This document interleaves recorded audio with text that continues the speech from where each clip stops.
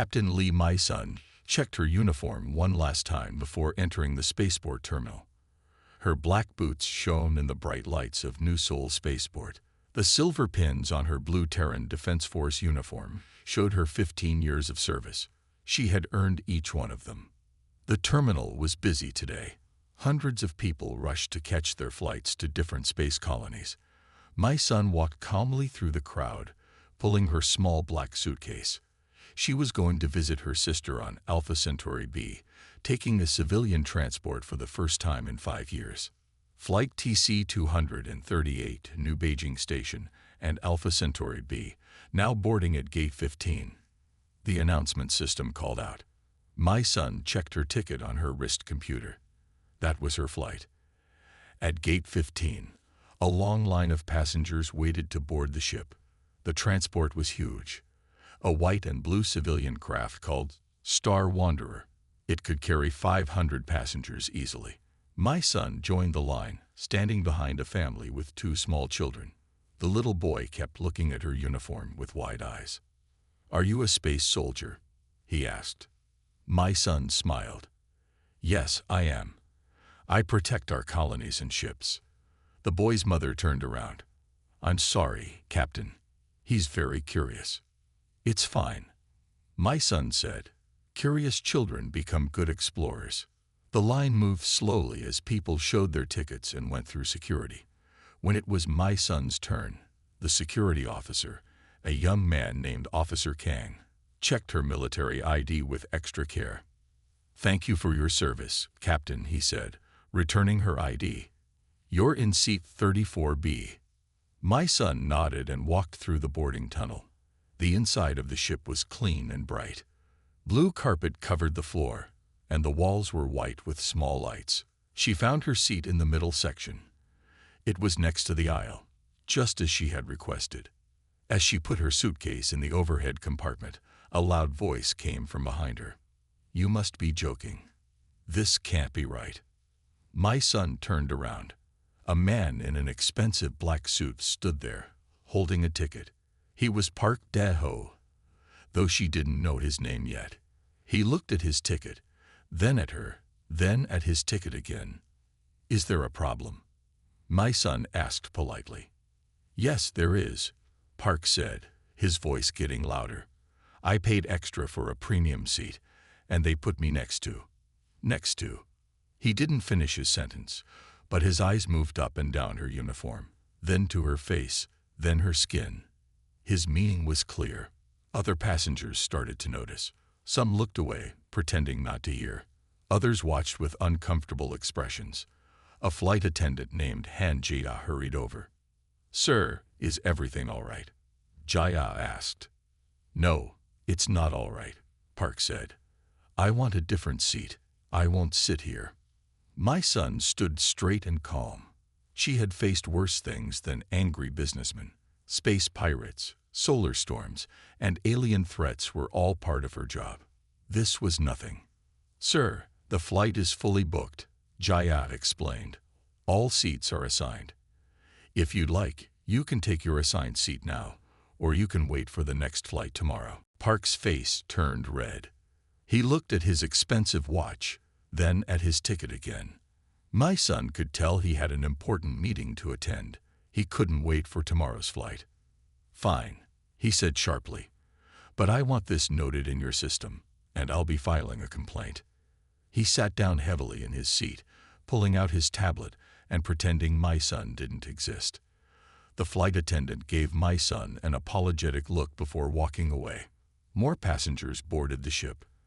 The seats around them filled up. A young woman with round glasses sat in front of them, and an old man took the window seat in their row. The old man nodded politely to both my son and Park. The ship's engines hummed to life. Captain Kim Ta-won's voice came over the speakers. "Good morning, passengers. Welcome aboard Star Wanderer. Our flight time to New Beijing Station will be 6 hours, followed by 48 hours to Alpha Centauri B. Please fasten your safety belts for takeoff." My son buckled her belt and closed her eyes. She thought about her sister waiting on Alpha Centauri B and the nice dinner they would have together. She tried to ignore the angry man beside her, who was still tapping furiously on his tablet. The ship lifted off smoothly. Through the window, my son could see New Sol getting smaller and smaller. The blue sky turned dark as they left Earth's atmosphere. Stars appeared, bright and clear. Atmosphere exit complete, the captain announced. You may now unfasten your safety belts. Our artificial gravity systems are working normally. Flight attendants will begin service shortly. My son pulled out a book from her pocket, an old paper book about Earth's first space colonies. She had read it many times, but she loved the stories of humanity's first steps into space. Park glanced at her book and made a quiet, disapproving sound. My son turned a page, pretending not to notice. She had learned long ago that some battles weren't worth fighting. Besides, something felt wrong. Her military training made her sensitive to danger, and right now, her instincts were telling her to stay alert. As the ship cruised through space, my son noticed small things. The engine sound changed slightly. The stars outside looked different, and there was a faint vibration in the floor that shouldn't be there. She was right to be worried. They were being watched, though none of them knew it yet. Far behind the Star Wanderer, hidden by advanced technology, 3 dark ships followed silently. Their crews were not human, and their intentions were not peaceful. The first part of a very long journey had begun, and for everyone aboard the Star Wanderer, life was about to change forever. 3 hours into the flight, the Star Wanderer moved smoothly through space. Most passengers were sleeping or watching movies on their screens. Captain Lee, my son, was still reading her book, but her mind was elsewhere. The strange vibrations in the ship's floor had gotten stronger. Park Dae-ho had fallen asleep, his tablet still in his hands. He had spent the last few hours sending angry messages to the transport company. His snoring was quiet but steady. Suddenly, all the screens in the cabin turned bright red. A loud alarm started beeping. The ship's main lights flickered, then changed to emergency mode. Attention all passengers. Captain Kim Ta-won's voice came through the speakers. He sounded worried. Please return to your seats immediately and fasten your safety belts. We have detected unknown vessels approaching our position. Park woke up with a start. What's happening? He asked, looking around in confusion. Before my son could answer, 3 massive ships appeared in front of the Star Wanderer. They were dark gray and shaped like arrows. Strange purple lights glowed along their sides. They were bigger than any ships my son had seen before, even in her military service. The cabin went completely quiet. Everyone stared through the windows at the alien ships. Even the children stopped crying, surprised by the strange sight. A deep mechanical voice filled the cabin. It spoke in perfect English, but it sounded wrong, like multiple voices speaking together. Attention primitive vessel, the voice said. This is Commander Vix of the Ravager fleet. Your species has been studied and found wanting. You will surrender your ship immediately. Resistance is not advised. You are inferior beings who do not deserve to travel among the stars. Park's face turned white. He grabbed my son's arm without thinking. What? What do they want? My son gently removed his hand. They want to take our ship, she said calmly. But they don't know humans very well. The ship's intercom crackled again. This time, it was First Officer Han Jia speaking. All passengers, please remain calm. Our security teams are in position. We have sent distress signals to both Earth and Alpha Centauri B. Park looked at my son's uniform, then at the alien ships. His hands were shaking. Maybe we should give them what they want. Show them we're peaceful. The mechanical voice spoke again. We detect various genetic patterns among your crew. This matches our studies. Your species divides itself by physical differences. This makes you weak. This makes you perfect for conquest. My son stood up, despite the safety belt warning. Other passengers watched her. In her blue uniform, she looked calm and professional. Sir, she said to Park, Would you like to know why they're wrong? Park blinked in surprise. What? The Ravagers think we're divided, my son explained. They've probably been watching Earth from far away. They see different colors, different faces, and think we're separated into groups. They think this makes us weak. The alien ships moved closer. Purple energy beams shot out, holding the Star Wanderer in place. The ship shook slightly. Your weapons are disabled, Commander Vix announced. Prepare to be boarded. Any resistance will result in immediate punishment. My son looked around the cabin. She saw scared faces, but she also saw something the aliens had missed. She saw an Indian grandmother holding a Korean child who had been crying. She saw a Brazilian businessman sharing his water with a Chinese student. She saw humanity, working together. Mr. Park, my son said, I need your help. Park looked shocked. My help? But earlier That doesn't matter now, my son said firmly. You're good with computers, aren't you? I saw you working on complex programs on your tablet. He nodded slowly. I designed security systems. Perfect. My son smiled. Because I have a plan. But I need everyone's help, including yours. The first officer appeared beside their seats. Captain Lee, she said, I've gathered all security personnel in the front cabin. We have 15 minutes before they break through our airlocks. My son nodded. Gia, I need you to gather all passengers with engineering or technical experience. Mr. Park will lead them. I saw something about these ships when they appeared. Their energy patterns are similar to our old fusion drives. They're not as advanced as they want us to think. Park stood up straighter. Despite his fear, my son's confidence was affecting him. What do you need me to do? Their computer systems must be basic too, my son explained. They don't understand how humans can work together despite differences. Their technology probably follows the same simple patterns. Can you break into simple computer systems? For the first time, Park smiled slightly. Simple systems are my specialty, but we'll need access to their network. Leave that to me, my son said. She turned to the other passengers. Everyone listened carefully.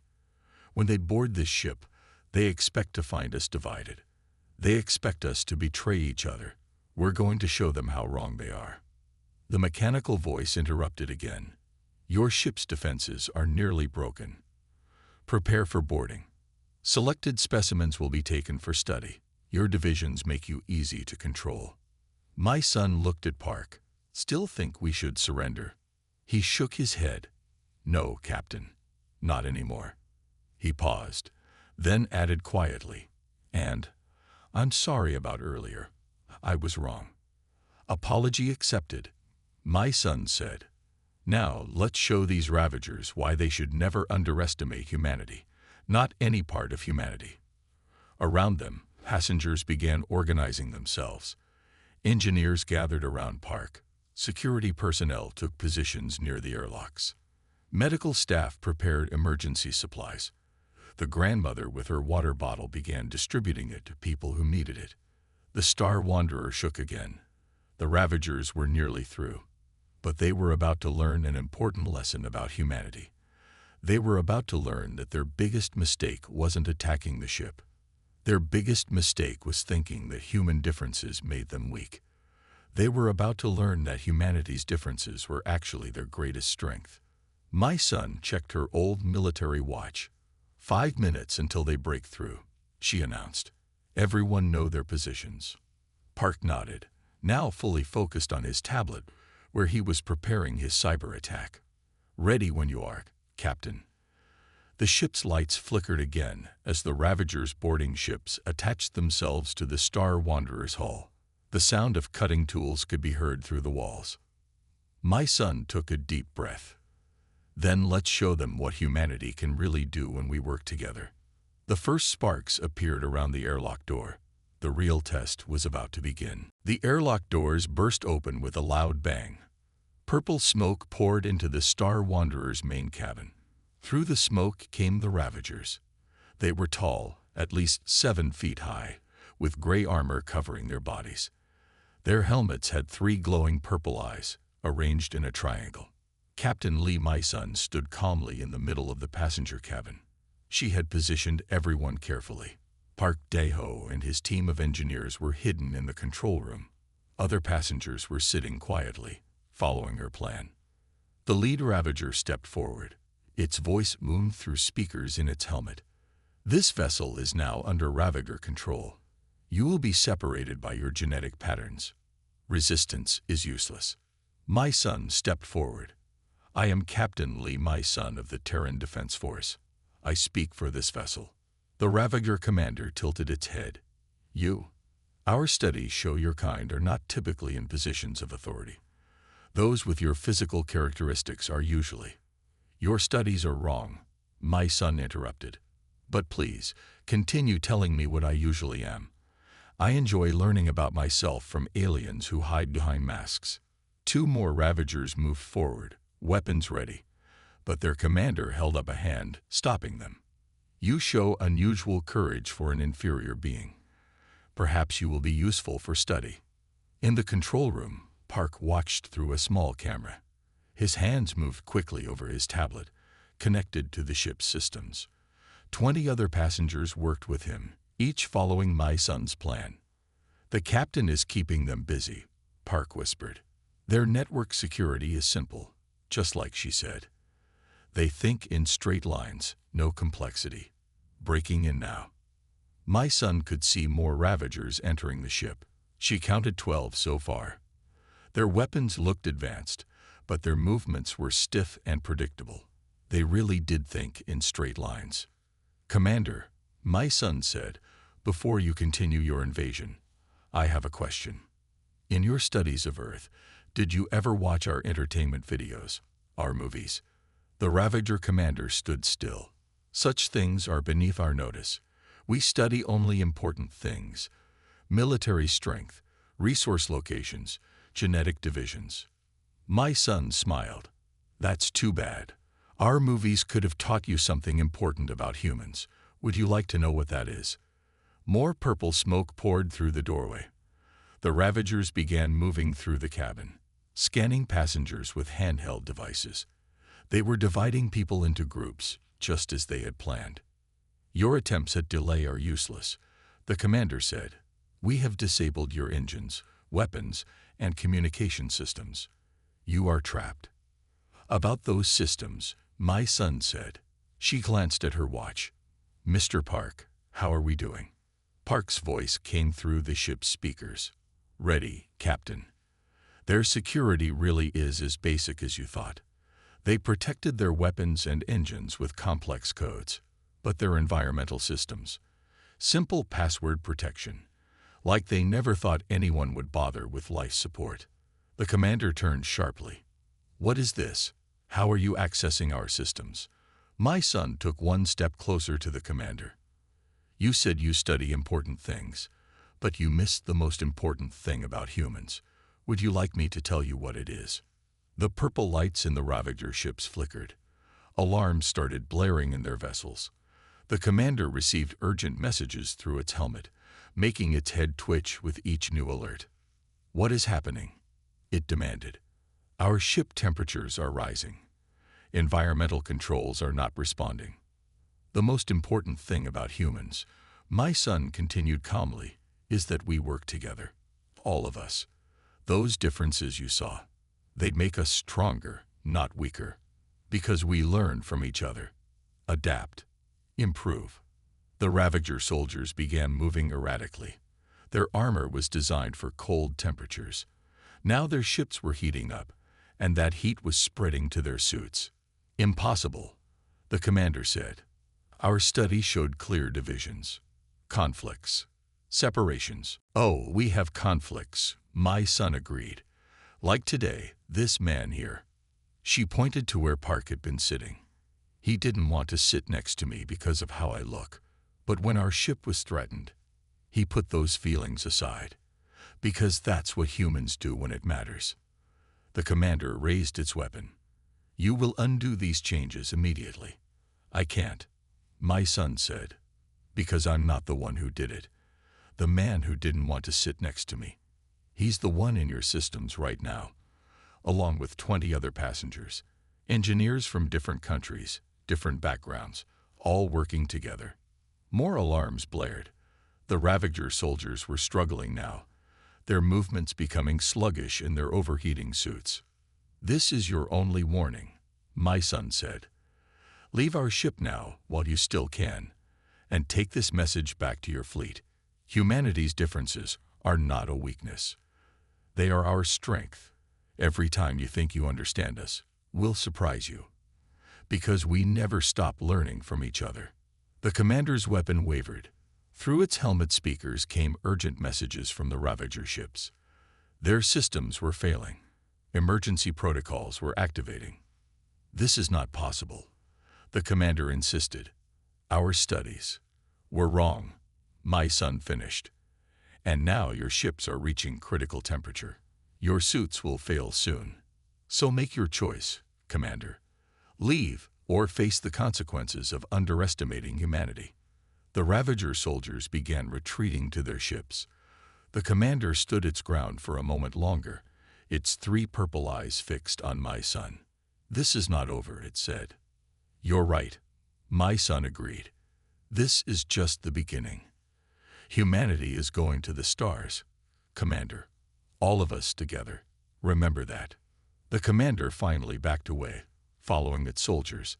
The airlock doors sealed behind them. Through the windows, passengers watched the Ravager ships disconnect from the Star Wanderer and move away quickly. Park's voice came through the speakers again. "They're running, Captain. Their ships are barely functioning. Should I shut down their engines too?" "No," my son said. "Let them go. Let them take our message back to their fleet." The cabin burst into cheers. People hugged each other, crying and laughing. The grandmother who had shared her water was now sharing snacks from her bag. The children who had been quiet during the invasion now ran around, pretending to be space heroes. Park emerged from the control room. He walked straight to my son, his face serious. "Captain," he said, "I owe you more than an apology. I owe you my life. All our lives." He held out his hand. "Thank you for showing me what real strength looks like." My son shook his hand. "Thank you for being willing to learn. That's the real human strength, our ability to change, to grow, to work together." The Star Wanderer's engines hummed back to life. First Officer Han Jia announced that they were back on course for Alpha Centauri B. But everyone knew that this journey had changed course in a more important way. It had shown that humanity's greatest power wasn't in weapons or technology. It was in their ability to overcome their differences and work together. And that was something no alien force could ever defeat. The Star Wanderer continued its journey toward Alpha Centauri B, but things were different now. The passengers moved with purpose, working together to repair the damage from the Ravager attack. Captain Lee, my son, organized everyone into teams, each with specific tasks. Park Dae-ho led the technical team, fixing the ship's damaged systems. His fingers moved quickly across screens as he worked. Other engineers followed his instructions, their earlier differences forgotten in the focus of their work. "The main navigation system is back online," Park announced, wiping sweat from his forehead. "But the communication array is still damaged. We can't call for help." My son stood behind him, watching the technical displays. "How long until the Ravagers recover from the overheating?" 2 hours, maybe 3, Park said. "Their ships will cool down eventually. Then they might come back. And this time, they'll be angry."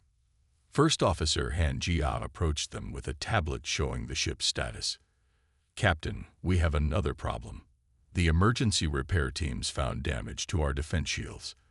If the Ravagers return, we'll be defenseless." My son looked around the control room. 20 people worked at different stations, each focused on their tasks. She saw determination in their faces, not fear. "Mr. Park," she said, "you understand their systems now. Can we use that knowledge to protect ourselves?" Park nodded slowly. "Maybe. Their technology is simple, but powerful, if we can predict how they think." He stopped, then smiled. That's it. They think in straight lines, remember. They'll attack the same way they did before. Explain, my son said. Park turned to his screen and began typing quickly. They attacked our main systems first. Engines, weapons, communications. They didn't bother with smaller systems because they think like their computers. Direct. Linear. No creativity. An older woman named Mrs. Kim spoke up from her station. She had been a physics teacher before retiring. What if we redirect power from the smaller systems?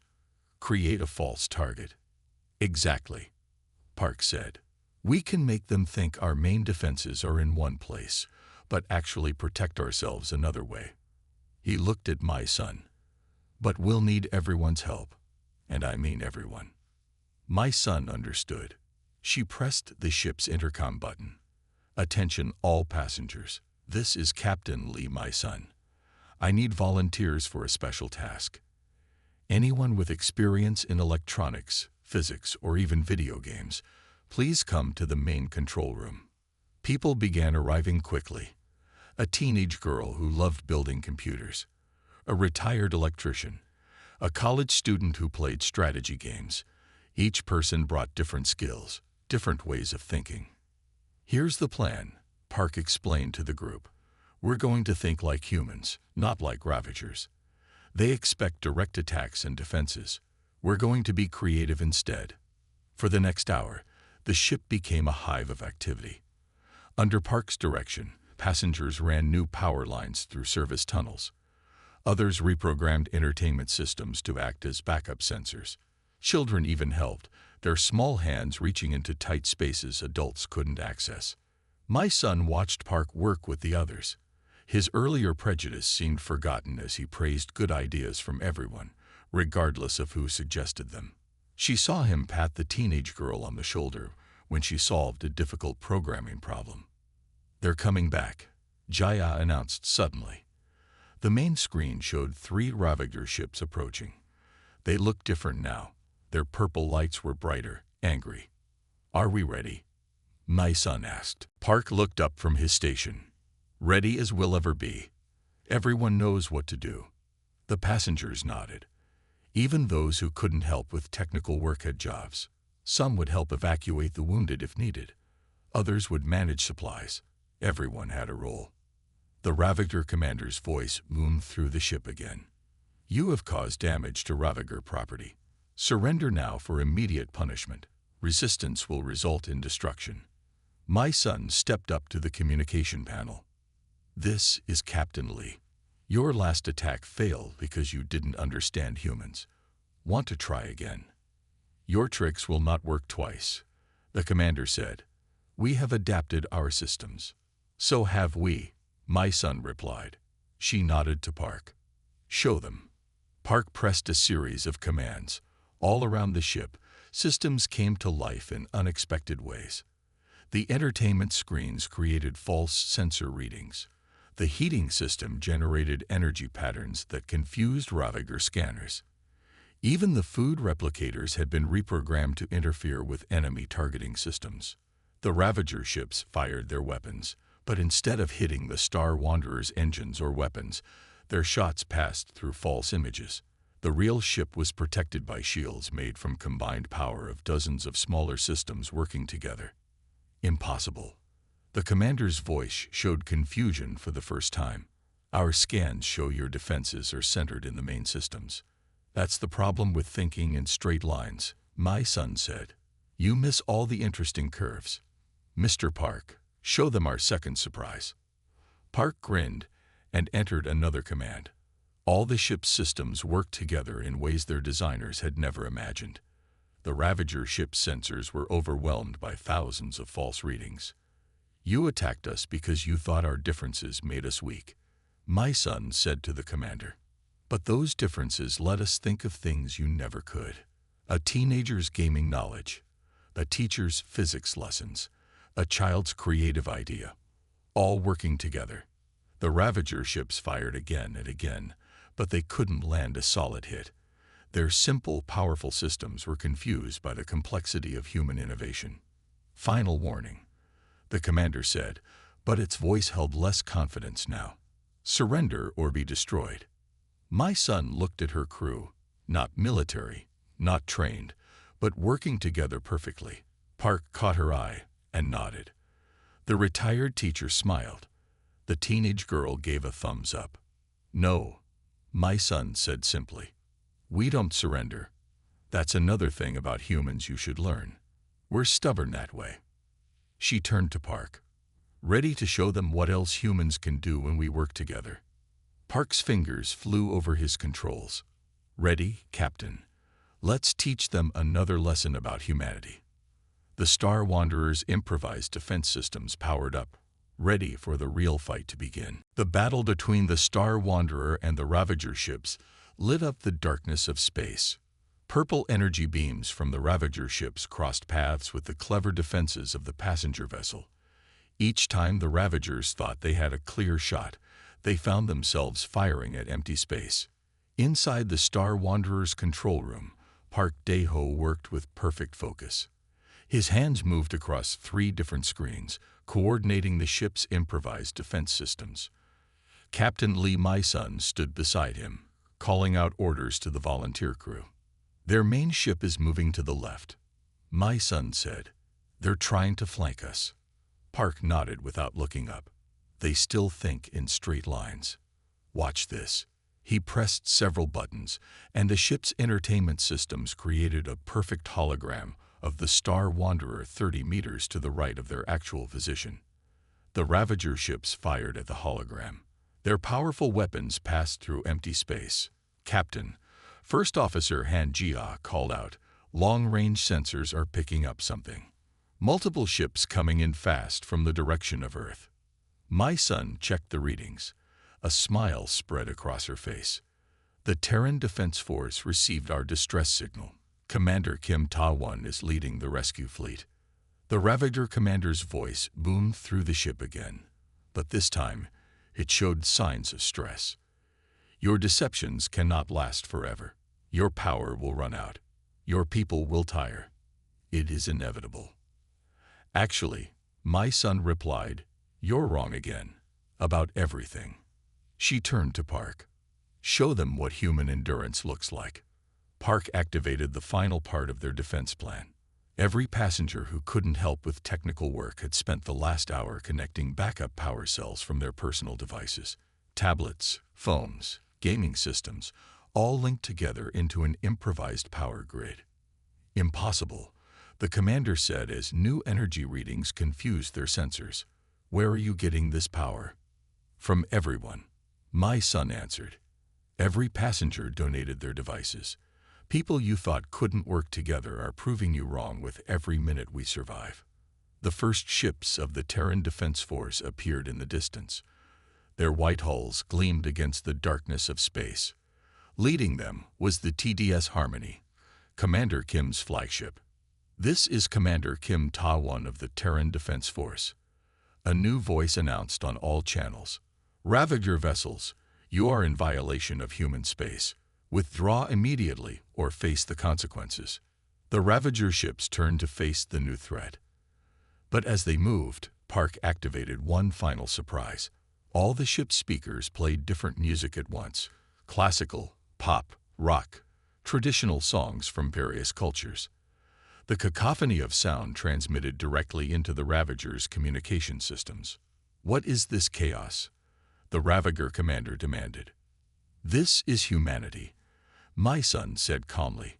All our differences, all our variety, all at once. Beautiful, isn't it? The Terran Defense Force ships opened fire. Their weapons were designed specifically to combat alien threats. The Ravager ships, already confused by the Star Wanderer's defenses, found themselves under attack from multiple directions. Withdraw, the commander ordered its fleet. This sector is more complex than our studies indicated. We must reassess. The Ravager ships turned and fled, their purple lights dimming as they escaped into deep space. The passengers of the Star Wanderer cheered, hugging each other and crying with relief. Park stood up from his station, his legs shaking slightly. He turned to my son and bowed deeply. Captain, I have a confession to make." "Go on," my son said. "When I first boarded this ship, I thought I knew everything. I thought I understood the world." Park's voice shook with emotion. "I was wrong. About so many things. About you. About what makes humans strong." My son put a hand on his shoulder. "The Ravagers made the same mistake. They saw our differences and thought they made us weak. You learned better. They didn't." Commander Kim's voice came through again. "Star Wanderer, this is the Harmony. We're receiving reports of your innovative defense strategies. The entire fleet is impressed. Captain Lee, I believe you've just written a new chapter in human-alien relations." "Thank you, Commander," my son replied. "But the credit belongs to everyone on this ship, especially Mr. Park here, who proved that people can change for the better when it really matters." The Star Wanderer docked with the Harmony for repairs. As engineers worked on the ship's systems, passengers gathered in the main cabin to share their stories. The grandmother who had shared her water now served Korean snacks to everyone. The teenage computer expert taught younger children about programming. The retired physics teacher started planning a new course about creative problem-solving in space. Park found my son standing by a window, watching the stars. "Captain," he said, "I'd like to make things right. Not just with words, but with actions." "What did you have in mind?" "I'm going to start a program," Park said, "using my company's resources to help talented young people from all backgrounds get into space technology. No more judging by how people look or where they come from, just by their abilities and their hearts." My son smiled. "The Ravagers didn't understand that humans can change, Mr. Park. That we can learn and grow. But you proved them wrong." First Officer Han Jiat approached them. "Captain, Commander Kim wants to record your tactics for future reference. He says the Ravagers might return one day." "Let them come," my son said. "Next time, we'll be even stronger, because that's what humans do. We learn from each experience. We grow. We improve. Together." The Star Wanderer resumed its journey to Alpha Centauri B after repairs were complete. But it was more than just a passenger ship now. It had become a symbol of humanity's true strength, not in spite of their differences, but because of them. As for Park Daho, he kept his promise. His company's new space education program became famous across Earth and the colonies, and every year, he made sure to send a special invitation to Captain Lee, my son, asking her to speak to the students about the day humanity proved that their greatest power was their ability to change, to grow, and to work together. The Ravagers never returned to human space. Perhaps they finally learned their lesson. Or perhaps they were simply waiting, watching, trying to understand how a species with so many differences could be so strong. But humanity wasn't worried.